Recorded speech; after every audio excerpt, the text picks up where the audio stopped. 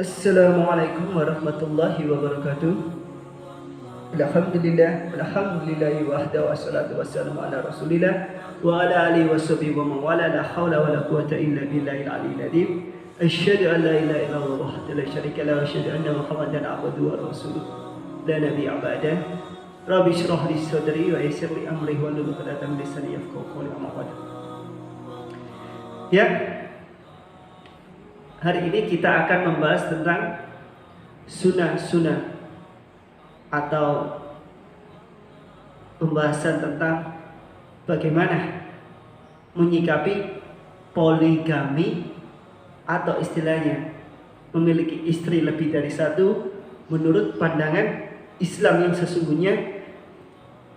Dan saya akan membahas yang jarang dibahas oleh ustadz-ustadz atau kiai-kiai lain dalam channel Obing Anggraiwan. Nah, di dalam surat An-Nisa ayat 2-4 Allah boleh menyuruh seorang laki-laki untuk kamu nikahi 1, 2, 3 atau 4. Nah, artinya lebih dari satu, itu yang pasti. Tetapi untuk cara berpoligami kita bisa merujuk pada sebuah hadis-hadis dari Rasulullah Shallallahu Alaihi Wasallam. Karena kenapa?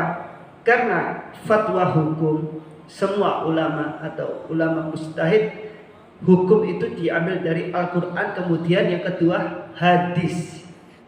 Nah, kemudian ada lagi ijma, ada ijtihad dan lain sebagainya, tetapi kita bisa mengikuti hadis setelah Al-Quran. Nah, di dalam Sirah Nabawiyah Ibnu Ishaq atau kitab-kitab Syama'il Muhammadiyah, bahwasanya Rasulullah Shallallahu Alaihi Wasallam itu beliau hidup dengan istri pertama itu, yaitu Sayyidatuna Khadijah radhiyallahu anha, itu selama 25 tahun para jamaah ya. 25 tahun hidup dengan istri pertama. Setelah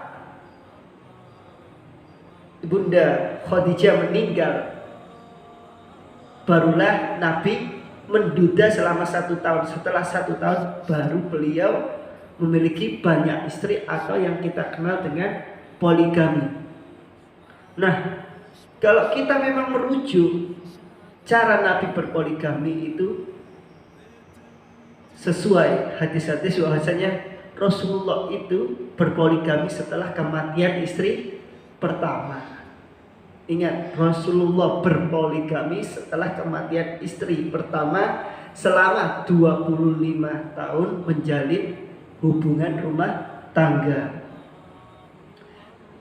Nah, kalau kita memang senantiasa selalu mengikuti sunnah-sunnah Rasul atau ittiba Rasulullah Shallallahu Alaihi Wasallam, kita bisa mengikuti beliau berpoligami, tetapi dengan syarat istri pertama meninggal. Kalau memang benar-benar ittiba Rasul. Tetapi boleh-boleh saja kalau kita memang secara ekonomi kita memang mampu untuk memiliki istri 1, 2, 3 atau 4 dan lain sebagainya, atau bahkan 13 istri Rasulullah Shallallahu Alaihi Wasallam, 13 di dalam riwayat yang lain 11. Nah,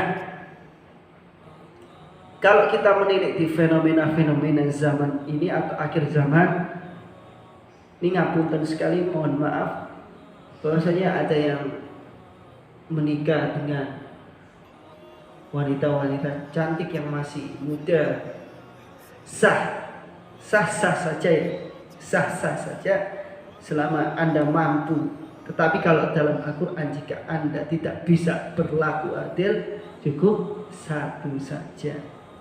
Dan istri-istri Rasulullah Shallallahu Alaihi Wasallam itu semuanya janda, hanya 1 yang istilahnya kita kenal perawan, yaitu Sayyidatuna Aisyah. Nah, seperti itulah para jamaah. Itu yang mungkin bisa saya sampaikan agar menambah wawasan kita tentang sunnah poligami menurut sudut pandang Islam Dan menurut saya pribadi juga, jadi kalau memang laki-laki ingin ittiba Rasul, silakan. Tidak ittiba Rasul, ya wallahu a'lam bishawab.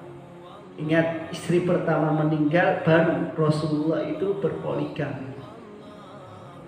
Rasulullah dengan istri pertama 25 tahun menjalin hubungan rumah tangga, baru beliau berpoligami. Itu pun rata-rata semuanya janda.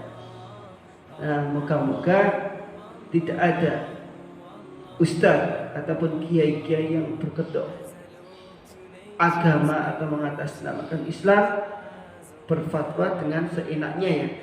Karena Islam itu memiliki ilmu yang sangat luas juga. Saya akhiri, wassalamualaikum warahmatullahi wabarakatuh.